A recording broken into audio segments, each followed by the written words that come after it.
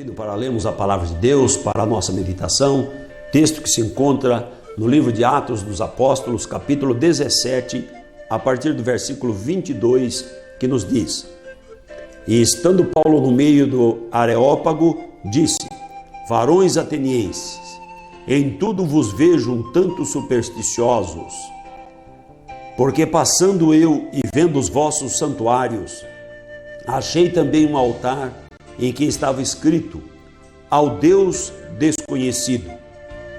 Esse, pois, que vós honrais, não o conhecendo, é o que eu vos anuncio.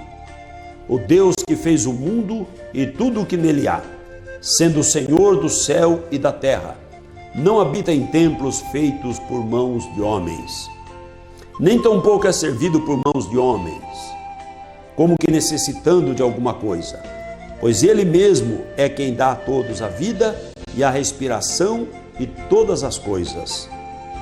E de um só fez toda a geração dos homens para habitar sobre toda a face da terra, determinando os tempos já dantes ordenados e os limites da sua habitação, para que buscassem ao Senhor, se porventura, tateando, o pudesse achar, ainda que não está longe de cada um de nós, porque nele vivemos e nos movemos e existimos, como também alguns dos vossos poetas disseram, pois somos também sua geração.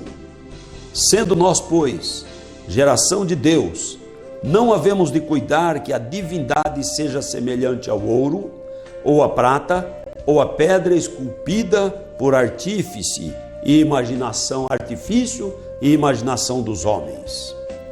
Mas Deus, não tendo em conta os tempos da ignorância, anuncia agora a todos os homens, em todo lugar, que se arrependam, porquanto tem determinado um dia em que com justiça há de julgar o mundo por meio do varão que destinou, e disso deu certeza a todos, ressuscitando-o dos mortos. E como ouviram falar da ressurreição dos mortos, uns escarneciam e outros diziam: acerca disso te ouviremos outra vez. Assim Paulo saiu do meio deles. Todavia, chegando alguns varões a ele, creram, entre os quais estava Dionísio, o Areopagita, e uma mulher por nome Dâmaris, e com eles outros. Amém. Prezado irmão e querido amigo, lendo a palavra do Senhor nosso Deus, encontramos o apóstolo Paulo na cidade de Atenas, capital da Grécia,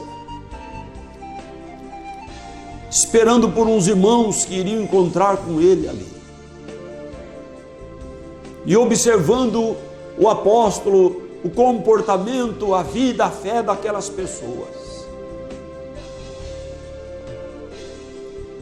Ele não se conteve e começou a pregar o evangelho.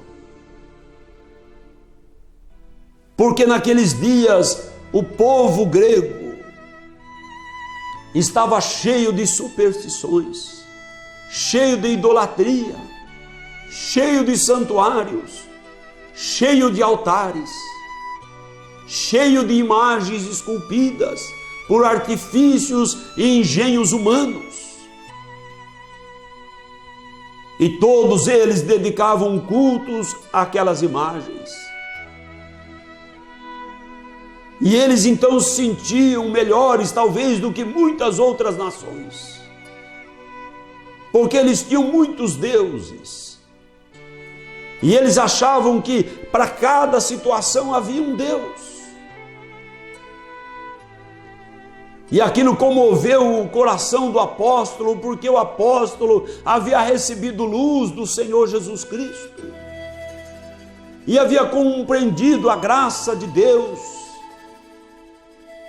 E então ele começa a pregar, e falando com os judeus que estavam por ali em algumas sinagogas, e também conversando na praça com outros que vinham ter com ele. Chegaram os filósofos, e eles então estavam sempre à procura de novidades, diz aqui a palavra. Os estoicos, os epicureus, essas duas classes de filósofos sempre queriam saber qual é a novidade do momento. E ele então foi levado ao Areópago, foi levado a um lugar onde ele podia palestrar para bastante gente. E posto ali a oportunidade para ele falar, ele inicia o seu discurso dizendo: varões atenienses, em tudo vos vejo um tanto supersticiosos. Quanta gente que tem superstição e pensa que a sua superstição é um culto que agrada a Deus. E não passa de pensamento humano, não passa de conjectura do homem. Porque a fé que agrada a Deus é a fé verdadeira, no Deus único e verdadeiro. E então o apóstolo diz assim: vos vejo um tanto supersticiosos, porque passando eu, vendo os santuários de vocês, comecei a observar que há muitos altares. Eu convido você para pensar se hoje na nossa sociedade também não existe assim construção de tantos santuários, de tantos altares, de tantas imagens, de tantos ídolos. E eles tinham lá um ídolo para cada assunto. Hoje a gente sabe que há religião que tem um ídolo para casamento, é o casamenteiro. Outro é o ídolo que tem para poder achar as coisas perdidas. Outro é o do socorro, não sei das quantas. Outro é que protege só motorista. Outro protege só as viúvas. E assim para cada coisa as pessoas arrumam uma entidade, ou arruma uma imagem, ou arruma para si um ídolo, ou um Deus que a pessoa considera assim. E aí a pessoa então tem toda a sua devoção para aquele ídolo. O Senhor aqui diz assim, o apóstolo fala que ele passou e no meio de tantos havia um altar e havia uma vaga, um espaço vazio, e ali estava uma placa ao Deus desconhecido. E o apóstolo Paulo não se preocupou com aqueles deuses dos gregos, com as suas imagens, tratar delas, não, ele se preocupou em tratar daquele Deus que eles não conheciam. Quem é esse Deus desconhecido?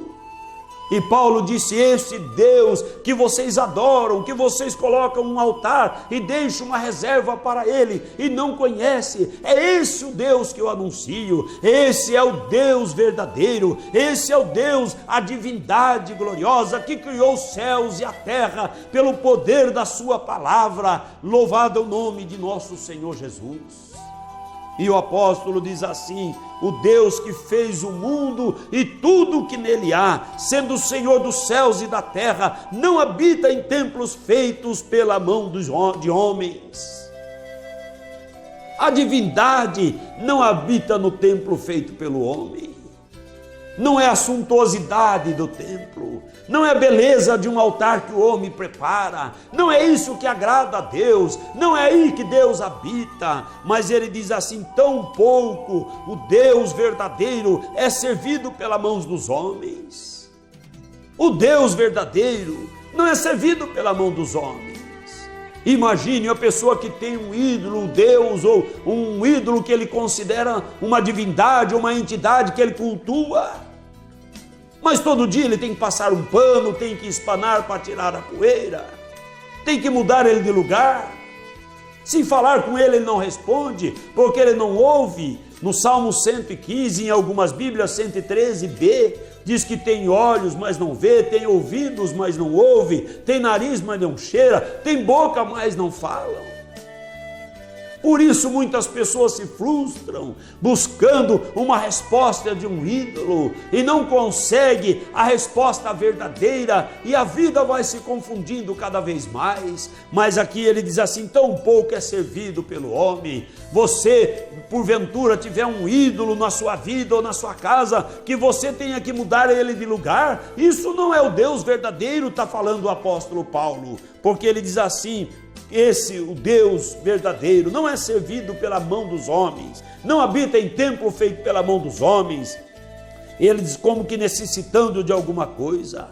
É Ele mesmo, o Deus Criador. Ele mesmo é quem dá a todos a vida e a respiração e todas as coisas. Louvado seja Deus. Esse é o Deus que nós anunciamos, o Deus verdadeiro, o Deus que não há nenhum similar, o Deus que não há nenhuma outra pessoa que pareça com Ele. Ele diz assim: não há outro Deus que eu conheça. Esse é o Deus Criador dos céus e da terra, e que tomou a forma humana e foi à morte de cruz, para derramar o seu sangue poderoso, para lavar a alma do homem que crê, para que por Ele, que morreu na cruz, você e eu possamos receber a salvação preciosa da nossa alma, porque em nenhum outro há salvação a não ser em Jesus Cristo, o Deus feito homem. Louvado é o nome do Senhor. Então diz o apóstolo Paulo: é Ele mesmo que dá a vida, Ele é que dá a vida, Ele é o dono da vida, Ele é o Criador. Ele não precisa que você mude Ele de lugar, Ele não precisa que você tire poeira dEle, porque Ele é vivo. Louvado é o nome do Senhor. Ele morreu na cruz, mas ressuscitou o terceiro dia, e Ele vive, e Ele sabe da sua necessidade, se você dirigir a sua fé a Ele, esse Deus que para você e para mim é invisível, porque Ele é Espírito, mas Ele manifesta, dando graça aos corações sinceros, aqueles que buscam o em espírito e em verdade e o adoram com sinceridade. Deus preenche o coração, Deus visita a alma, Deus liberta, Deus transforma, Deus renova, Deus dá a vida, e Deus tem dado a respiração a todos os homens. Diz aqui o apóstolo que de um só Ele fez a geração de todos os homens. De Adão, Deus criou toda a geração humana. E Ele diz assim ainda, determinando tempos e ordenando limites para a habitação do homem, para que buscassem ao Senhor, o desejo de Deus. E Ele fez tudo para que o homem o busque. O homem, quando sente a necessidade, sua alma clama, há um vazio no seu coração, há um desespero, há uma angústia, há uma acusação, há um sentimento de culpa. Tudo isso Deus permite na vida do homem, por causa dos nossos erros, das nossas falhas, das nossas imperfeições. Deus permite tudo isso, mas para quê? Para que a gente constitua um ídolo? Para que a gente arrume mais um ídolo? Para que a gente faça a promessa para um outro ídolo? Para que a gente faça penitência para outro ídolo? Não, não e não. Deus permite tudo isso para que o homem o busque, para que o homem se volte a Ele, para o Deus verdadeiro, para o Deus glorioso, o Deus único e santo, e deixa a idolatria, porque a Grécia estava entregue à idolatria, como o Brasil está em grande parte entregue à idolatria, e o povo gosta da idolatria porque não conhece, mas Deus é muito superior aos ídolos. É esse Deus que nós queremos que você levante os seus olhos, olhe para o céu, clame por Ele, e Ele vai se revelar a ti, e você vai deixar a idolatria. Nunca mais você vai ter a poeira do seu Deus, mas o seu Deus vai tirar tudo aquilo que há de ruim na sua vida e te dar uma vida nova. Louvado seja o nome do Senhor. Diz aqui, para que buscasse ao Senhor, para que se porventura tateando, porque o homem sem Jesus, ele não tem discernimento. Eu vejo, por vezes, pessoas nobres, doutores, pessoas de grande instrução, carregando um ídolo, se ajoelhando diante de ídolo. Dá muita pena. Não é que há uma ignorância no sentido natural da palavra, não. Mas há um desconhecimento no sentido de ignorância, de não conhecer o Criador, o Deus Espírito. Então o homem corre atrás de uma imagem de outra, mas se ele tatear, se ele olhar com os olhos da fé, como alguém que está com os olhos fechados, for apalpando a palavra de Deus, apalpando a história do Evangelho, apalpando a vida de Cristo, apalpando o caminho do Calvário, e vai subindo o monte chamado Caveira, vai chegar até ali, ao Gólgota, para ver o Senhor morto, imolado, rendendo-se, entregando-se, derramando o seu sangue para lavar os pecados do homem que nele crê. E então os olhos são abertos e contempla a luz gloriosa e bendita, para nunca mais se curvar diante de ídolos, mas para sempre estar curvado ante ao poder e a glória de nosso grande e excelso Deus, o Criador dos céus e da terra, o Deus desconhecido dos homens, o Deus que se revela àquele que crê, o Deus que veio até a terra e tomou a forma humana para que o homem pudesse conhecê-lo. E aqui diz a palavra, pudesse achar, ainda que não está longe de cada um de nós. Deus não está longe de você. Quantas pessoas, não, Deus está lá no céu, é muito longe. Ou então, como diz o poeta, bradando, ó Deus, onde estás? Onde tu esconde, onde estás que não te vejo? Não vê mesmo, porque os olhos cegos não podem ver, mas aqueles olhos que Deus abriu, esses podem ver.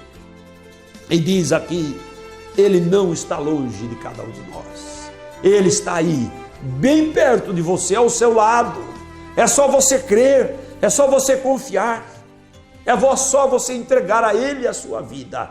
É só você pedir, tatear, sondar o seu coração, sondar a promessa de Deus, a palavra de Deus, examinar as Escrituras. E você vai encontrar o Deus verdadeiro e glorioso. E diz aqui, porque nele vivemos, nele nos movemos e existimos. O ser humano existe por causa de Deus. O ser humano se move por causa de Deus. O ser humano vive por causa de Deus. Não dos ídolos, mas do Deus verdadeiro. Aquele que o povo dizia, o Deus desconhecido. Esse Deus desconhecido de tanta gente é o Deus que tem dado vida a todos os homens, tem dado existência e tem permitido o homem se mover para cá e para lá. E diz aqui a palavra, como os poetas dos gregos já diziam, somos geração de Deus. E os homens de hoje também creem assim. Todos querem ser geração de Deus. Os homens, os poetas de hoje sempre dizem, Deus é Pai de todos. Deus é Pai de todos. Todos somos filhos de Deus. É uma bela poesia. Mas lá no Evangelho de João, diz assim que Jesus veio para os seus, capítulo 1, versículo 14, e os seus não receberam, mas a todos quanto receberam, deu-lhes o direito de serem filhos de Deus. Note a diferença. Todos os que creram, que recebem Jesus, o Deus desconhecido de muita gente que está com a Bíblia na mão. Muita gente não conhece Jesus como Deus verdadeiro, mas João conhecia. Na sua primeira epístola, no capítulo 5, no versículo 20, ele diz, nós estamos no verdadeiro. Jesus Cristo, este é o verdadeiro Deus e a vida eterna. E quem está em Jesus Cristo e conhece o Senhor Jesus Cristo, recebe o nome de Jesus na sua vida. E não está entregue aos ídolos, mas segue este caminho santo e entra na glória celestial. Por isso João escreveu, mas a todos quanto receberam, deu-lhes o direito de serem filhos de Deus, aos que creem no seu nome. Você crê em qual nome? Qual o nome que você grita no desespero?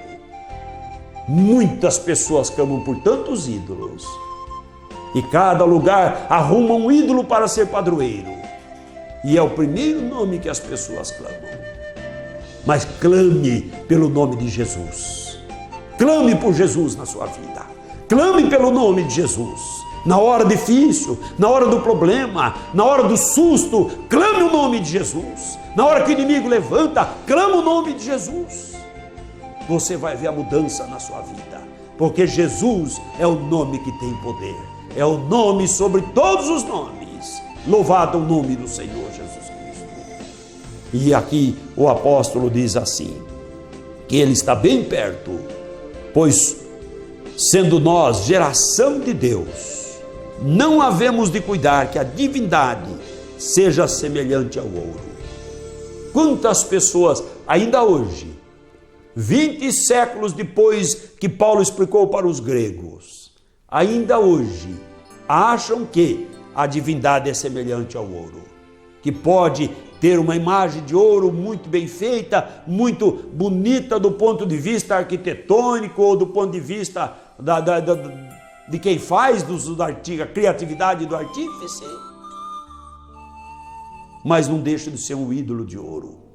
E aqui ele diz assim, não havemos de cuidar que a divindade seja semelhante ao ouro, porque não é, ou semelhante à prata, porque não é, ou cuidar que seja semelhante à pedra esculpida por artifício e imaginação do homem, porque não é. Quantas pessoas têm algum ídolo? E quando olha num país, ele é mais moreno, no outro país ele é mais loiro, no outro ele tem olho castanho, no outro ele tem olho verde, olho azul. Não é o mesmo, mas para cada lugar se manifesta um ídolo diferente. É um espírito de confusão, um espírito de idolatria, de adoração aos ídolos, de estar a serviço dos ídolos. É uma coisa maligna, de cegueira espiritual, que aborrece a Deus. O Senhor diz lá no profeta Isaías, a minha glória a outro não darei, nem o meu louvor às imagens de escultura. Deus se aborrece com as imagens de escultura. Você quer agradar a Deus ou aborrecer a Deus? Você quer adorá-lo em verdade, servi-lo, receber a vida eterna?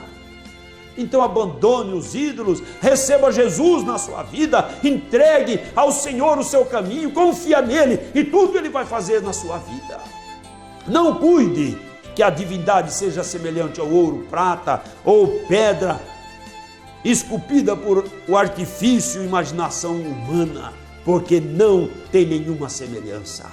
Deus não tem semelhança com essas coisas, mas Deus, não tendo em conta os tempos do desconhecimento, quantas pessoas foram mudadas, transformadas, abandonaram todos os ídolos, porque raiou a luz, e Deus nunca cobrou. Deus não lança em rosto, mas Deus não toma em conta o tempo que a pessoa não foi avisada.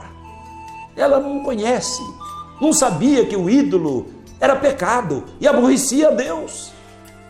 Então, quando a pessoa chega à compreensão, toda aquela fé que ela depositava no ídolo, agora ela deposita no Senhor Jesus Cristo, no Rei dos Reis, Senhor dos Senhores, o Todo-Poderoso. Louvado seja Deus. Não é que a sua fé seja ruim.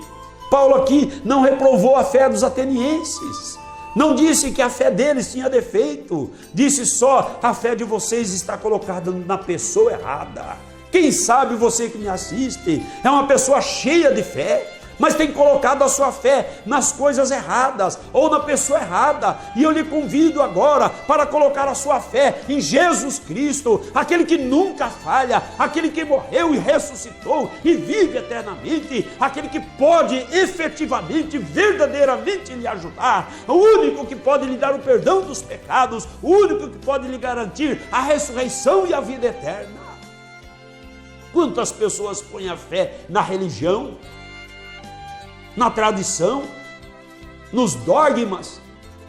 Nada disso salva ninguém, mas Jesus Cristo é o Salvador, Jesus Cristo é a vida eterna, Jesus Cristo é maravilhoso, é o Deus forte, é o Pai da eternidade, Ele é o príncipe da paz e Ele ama você, Ele ama cada um de nós. Ninguém tem amor maior do que este, nos escreveu o apóstolo Paulo, que nos prega nesse instante no texto em que lemos. Ninguém tem amor maior do que este, de dar a sua vida pelos seus amigos. Você conhece alguém que quis morrer no lugar de outra pessoa? Jesus quis morrer no seu lugar. Jesus quis morrer no meu lugar. Porque eu e você, morrendo nos pecados, jamais alcançaríamos a salvação. Mas Ele, sendo Deus verdadeiro e glorioso, morrendo em meu lugar e em seu lugar, ressuscitando dos mortos, Ele nos dá o perdão do pecado, lavando no seu sangue poderoso que foi derramado no madeiro, e nos dá a ressurreição para a vida eterna. Louvado seja Deus. Deixe o culto dos ídolos e adore Jesus Cristo, o verdadeiro Deus e a vida eterna.